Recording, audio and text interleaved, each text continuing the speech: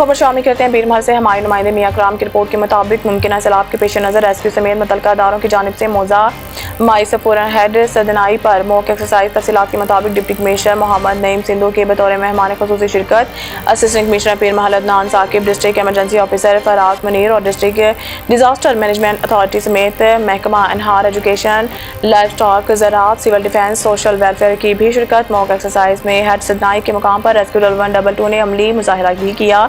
Deputy commissioner ने सैलाब की मुमकिन सूरत में महकमों की तैयारियों का जायजा लिया। District emergency officer Faraz Munir ने अफसरान को ब्रीफिंग दी। डिप्टी कमिश्नर ने water rescue camp, logistics, community emergency teams, मालूमाती मेडिकल कैंप का दौरा किया। डिप्टी कमिश्नर मोहम्मद नईम अजीज सिंधु ने मीडिया से गुफ्तगू करते हुए कहा कि मौका एक्सरसाइज का मकसद मुमकिन सैलाबी सूरत हाल के पेश नज़र किसी भी नागहानी सूरत हाल से निपटने के लिए बर वक्त तैयार रहना है। इस वक्त सैलाब का कोई खतरा नहीं है, लेकिन इंतजामिया और तमाम मुतल्लिका इदारे रेडी हैं। मुश्किल हालात में लोगों की मदद करना आसान काम नहीं। रेस्क्यू 122 ऐसे तरीके से अपने फराइज़ सर अंजाम दे रहे हैं। हमारे रेस्क्यू के अफसरान और जवानों में पब्लिक सर्विस का जज्बा सबसे ज़्यादा है।